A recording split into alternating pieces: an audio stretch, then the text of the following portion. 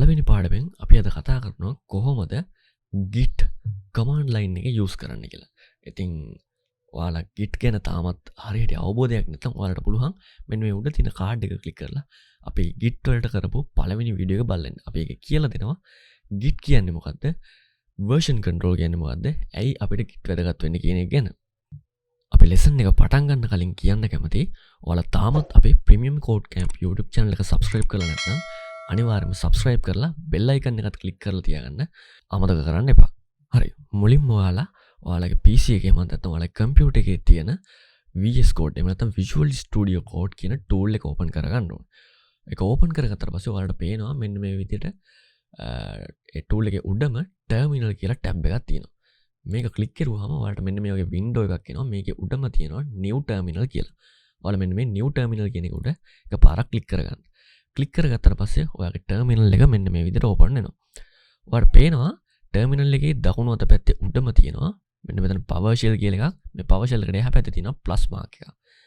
මේ plus mark එකට එහා පැත්තෙන් තියෙන drop down icon එක උඩ ක්ලික් කරුවාම මෙන්න මේ වගේ window එකක් open වෙනවා.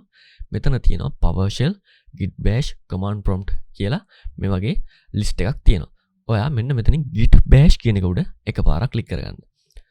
දැන් ඔයාගේ terminal එක open වෙලා තියෙන්නේ git-bash වලින්. දැන් ඔයාලට පුළුවන් අපේ git සම්බන්ධ වැඩ ටික මේ terminal එකේ පටන් ගන්න. හරි. මම මුලින්ම කරගන්න ඕනේ desktop එකේ directory එකක් හදාගන්නවා git කියලා. මේකට මම මුලින්ම desktop එක ඇතුළට යන්න ඕනේ. ඉතින් අපි command line එක use කරලා desktop එක ඇතුළට යන්න නම් අපි බලා ගන්න ඕනේ මුලින්ම ඉන්න location එක. මම මේකට කරන්නේ මෙන්න මේ විදිහට ls කියලා ගැහුවාම ඔයාලට පෙන්නනවා අපි ඉන්න location එකේ තියෙන directories ටික. එතකොට ඔයාලට පේනවා මෙන්න මෙතන desktop කියලා directory එකක් තියෙනවා. ඉතින් අපිට මේකට ඇතුළට යන්න මම use කරනවා cd මම මුලින්ම capital DE කියලා type කරලා මගේ keyboard එකේ තියෙන tab button එක press කරපුවාම මෙන්න මේ විදිහට එයාලා automaticallyම directory එකේ name එක ගන්නවා. දැන් මම මේ විදිහට enter press කරුවාම මම දැන් ඉන්නේ desktop එක ඇතුලේ. මට පුළුවන් desktop එකේ තියෙන directories සහ file මොනවද කියලා බලා ගන්න. ls කියන keyword එක use කරලා ls කියන keyword එක type කරලා enter press කරුවාම ඔයාලට මෙන්න මේ විදිහට desktop එකේ තියෙන directories and files බලා ගන්න පුළුවන්. ඊට පස්සේ මම මෙතන මට git කියලා folder එකක් හදා ගන්න ඕනේ. නැත්නම් git කියලා directory එකක් හදා ගන්න ඕනේ. මම ඒකට use කරන keyword එක තමයි mkdir. මේක use කරලා මම මගේ directory එකේ නම දෙනවා. git_project කියලා දීලා enter press කරනවා. දැන් බලමු මගේ git project කියන directory එක හැදිලාද කියලා. ඔයාලට පේනවා මෙන්න මෙතන git project කියලා directory එකක් හැදිලා තියෙනවා. දැන් මම කරන්නේ මගේ directory ඇතුළට යනවා. cd git හරි. ඊට පස්සේ දැන් මම ඉන්නේ මේ git project කියන folder එක ඇතුලේ. ඔයාලට ls use කරලා බලා ගන්න පුළුවන් මේ directory ඇතුලේ මොන හරි තියෙනවද කියලා. ඇත්තටම දැන් ඔයාලට පේනවා මේ ls කියන keyword එක ගාවම මේ directory එක empty. ඒ කියන්නේ directory ඇතුලේ මොකුත් නැහැ. ඔයාලට පුළුවන් command line එකේ දැන් ඔයා මේ use කරලා තියෙන මෙන්න මේ command ටික remove කරගන්න මෙතන clear කියලා දීලා enter press කරන්න. එතකොට ඔයාගේ command line එක clear වෙනවා. මම ඔයාලට ලේසි වෙන්න මේ විදිහට අපි හදාගත්තු git project කියන directory එක manual මේ විදිහට open කරගෙන තියෙනවා. දැන් මම මුලින්ම කරන්නේ මම මේක ඇතුලේ හදා ගන්නවා text file එකක්. මම දැන් ඔයාලට කියලා දෙන්නම් කොහොමද command line එක use කරලා text file එකක් හදාගන්නේ කියලා. ඔයාලට පුළුවන් text file එකක් එහෙම නැත්නම් මොකක් හරි file එකක් ඔයාලට හදාගන්න. ඒ කියන්නේ text file එකක් වෙන්න පුළුවන්, HTML file එකක් වෙන්න පුළුවන්. ඔයාලට පුළුවන් touch කියන keyword එක use කරන්න. මේ touch කියන keyword එක ඔයා type කරලා space එකක් තියලා ඔයාලට පුළුවන් ඔයාගේ file name එක දෙන්න. මම මෙතන දෙනවා test. ඊට පස්සේ file extension එක දෙන්න txt. මේ විදිහට enter දුන්නාම ඔයාලට පේනවා folder එක ඇතුලේ test කියලා text documentation එකක් හැදෙනවා මෙන්න මේ විදිහට. ඊට පස්සේ ඔයාලට පුළුවන් මේක ඔයාගේ VS Code එක open කරගන්න. මෙන්න මේ විදිහට code කියලා දීලා ඔයාගේ file එකේ නම දෙන්න test.txt.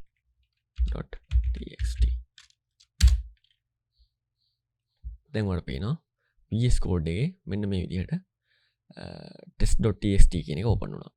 දැන් මගේ working directory එක එහෙම නැත්නම් මේ git project කියන directory එක ඇතුලේ git initiate කරගන්න ඕනේ. කියන්නේ git repository එකක් local repository එකක් create කරගන්න ඕනේ. මේ directory එක ඇතුලේ තියෙන files වල changes track කරගන්න. ඉතින් මම මේකට මුලින්ම කරන්නේ command line එකට ගිහිල්ලා git init කියලා type කරගන්නවා. enter press කරපුවම ඔයාලට පේනවා මෙන්න මෙතන hidden folder එකක් ඇතුළේ .git කියලා. ඉතින් ඔයාලට command line එකෙන් පුළුවන් ඔයාගේ directory එක ඇතුලේ තියෙන hidden folders බලා ගන්න. මේ විදිහට ls කියලා type කරලා -a enter press කරපුවම ඔයාලට පේනවා ඔයාලගේ directory එක ඇතුලේ තියෙන hidden files මෙන්න මේ විදිහට පෙන්වනවා.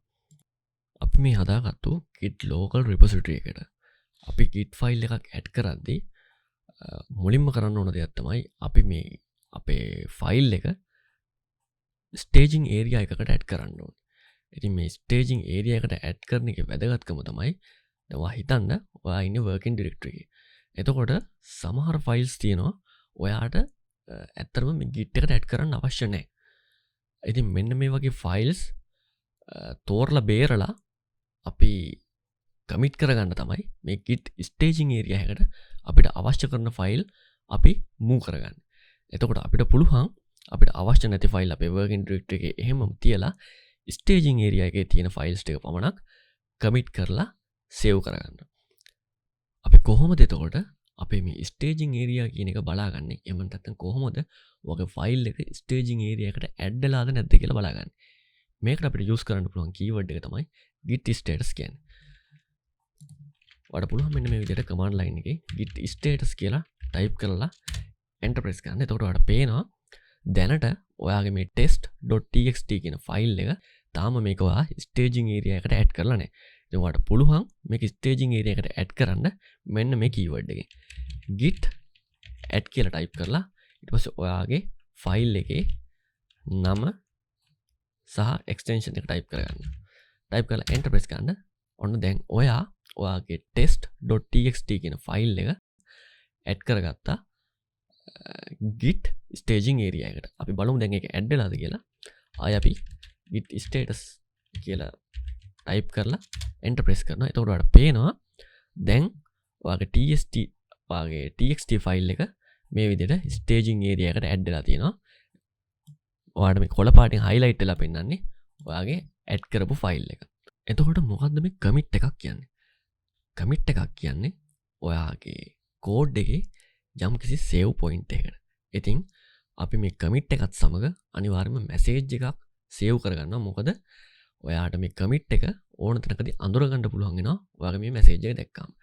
එතකොට අපි සාමාන්‍යයෙන් best practice එකක් විදිහට පළවෙනි commit එක එහෙම නැත්නම් අපේ project එක අපි initiate කරලා අපේ පළවෙනි commit එක අපි initial commit කියලා තමයි commit කරන්නේ. ඊට අමතරව අපි සාමාන්‍යයෙන් commit එක message එකක් use කරද්දී අපි මේ message එක present tense වලින් තමයි type කරන්නේ. ඉතින් මේ දේවල් වා සාමාන්‍යයෙන් වගේ අමතර දැනුමට එකතු කරගන්න අපි මේ දේවල් use කරන්නේ අපේ best practice එකක් විදිහට. එතකොට දැන් අපි බලමු කොහොමද ඔයාගේ මේ test file එක commit කරන්න කියලා. ඔයාලට පුළුවන් මුලින්ම මේක අපි clear කරගමු. ඔයාලට පුළුවන් මෙතන මෙන්න මේ keyword එක use කරන්න commit එකක් add කරගන්න. git commit message එකට අපි -m කියලා දාලා double colon ඇතුලේ අපි දාගන්න අපේ message එක. අපි මේක දාන්නේ initial commit කියලා type කරා enter press කරන්න. enter press කරපුවම ඔයාලට පේනවා අපේ commit එක add වුණා. දැන් ඔයාලට පුළුවන් ආයෙ git status use කරලා බලන්න. දැන් ඔයාලට පේනවා commit කරන්න අපේ file එකක් නෑ. කියන්නේ අපි අපේ staging area එකේ තිබ්බ file එකට අපි commit එක දීලා ඉවරයි. දැන් ඔයාලට පුළුවන් මෙන්න මේ keyword එක use කරලා ඔයාගේ commit logs බලන්න. ඒකට අපි කරන්නේ git log කියලා දීලා enter press කරනවා. එතකොට ඔයාලට පේනවා අපේ commit එක මෙන්න මෙතන තියෙනවා initial commit කියලා. මේ තියෙන අපි commit එක දුන්න time එක. ඉතින් මේක තමයි git log එක. ඔයා හිතන්න දැන් ඔයාට ඩිරෙක්ටරි එකේ තව ෆයිල්ස් හදන්න වෙනවා. ඒ කියන්නේ අපි හදමු තව ෆයිල් දෙකක් මෙතන.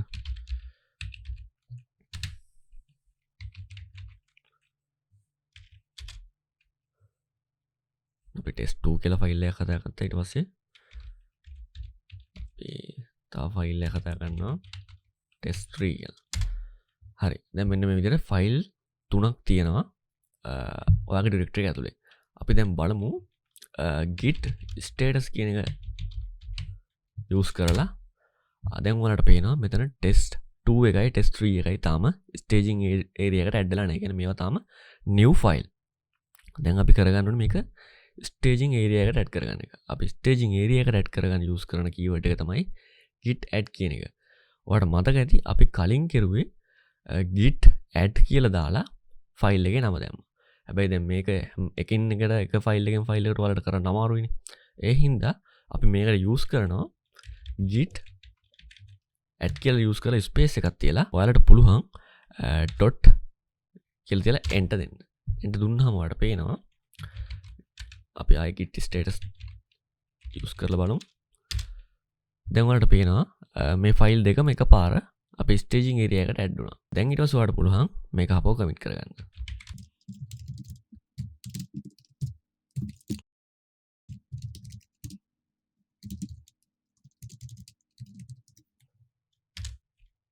හරි. දැන් මට පුළුවන් git logs use කරලා දැන් ඔයාලට පේනවා මගේ පළවෙනි commit එකක් තියෙනවා මෙතන initial commit කියලා. ඊට පස්සේ මගේ දෙවෙනි commit එක මෙන්න මේ විදිහට වැදිලා තියෙනවා. ඒ වගේම තමයි දැන් ඔයාලට බලා ගන්න පුළුවන් කොහොමද ඔයාගේ ෆයිල් එකේ මොන හරි ටෙක්ස්ට් වල හරි මොන හරි කන්ටෙන්ට් වල මොඩිෆයි එකක් වුණාම කොහොමද git වලින් ට්‍රැක් වෙන්නේ කියලා. අපි මේ විදිහට දැන් අපේ ටෙස්ට් ෆයිල් එකේ අපි මොන හරි ටයිප් කරලා බලමු.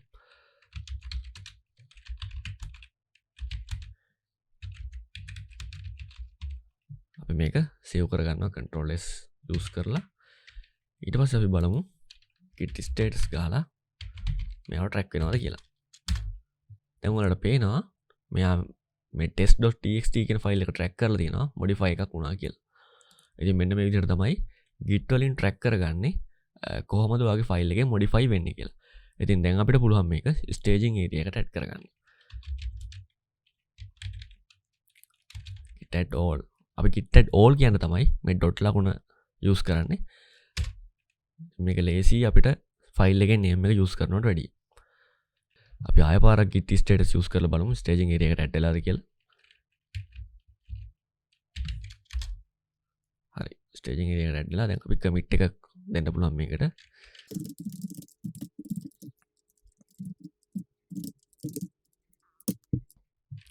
හරි git log එක බලුවාම අපිට පේනවා commit එක add වෙලා තියෙනවා. අපි අපේ පළවෙනිම වීඩියෝ එකේ කතා කරපු විදිහට අපි git use කරලා තියෙන්නේ අපේ කෝඩ් එකේ මොකක් හරි ක්‍රෑෂ් එකක් ආවොත් එහෙම නැත්නම් අපේ කෝඩ් එකේ මොකක් හරි ෆික්ස් කරගන්න අමාරුම එරර් එකක් ආවොත් අපිට අපේ කෝඩ් එක last save point එකට roll back කරගන්න කියන එක. අපි දැන් බලමු ඒක කොහොමද කරගන්නේ කියලා. අපිට මේක පැහැදිලිව බලා ගන්න පුළුවන් වෙන්න අපි මුලින්ම මම මේකේ මුලින්ම දුන්න sentence එක අයින් කරලා මේ විදිහට type කරගන්නවා. හරි මේක මම control S ගාලා save කරගෙන ආපහු git status use කරලා බලනවා.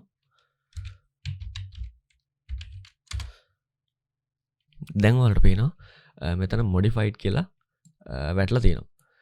දැන් අපි බලමු කොහොමද ආපහු මේක roll back කරගන්නේ කියලා අපේ last save point එකට. ඒ කියන්නේ අපේ අන්තිම git commit එකට. මම මුලින්ම බලනවා මම අන්තිමටම commit කරපු මේ test.txt කියන ෆයිල් එකේ දැන් test.txt කියන ෆයිල් එකේ වෙනස්කම් මොනවද තියෙන කියලා. ඒකට මම use කරන කෝඩ් එක තමයි git diff ඊට පස්සේ ඔයාගේ ෆයිල් එකේ name එක test.txt මේක use කරපුවම ඔයාලට බලා ගන්න පුළුවන් මොනවාද වෙනස් වුනේ කියලා. ඉතින් ඔයාලට පේනවා මෙතන my name is CodeCamp කියලා තියෙන්නේ. මේක remove වෙලා මෙන්න මේ we are the best teachers in Sri Lanka කියන එක add වෙලා තියෙනවා. ඉතින් මේක තමයි අපේ කලින් ඒ කියන්නේ last save point එකේ තියෙන එකයි දැන් තියෙන ෆයිල් එකයි වෙනස. දැන් මට පුළුවන් මෙන්න මේ keyword එක use කරලා මේක ආපහු roll back කරගන්න. ඔයාලට බලා ගන්න පුළුවන් මෙන්න මෙතන තියෙන sentence එක කොහොමද වෙනස් වෙන්නේ කියලා මම මේ command එක use කරාට පස්සේ. අපි මේකට use කරන්නේ git checkout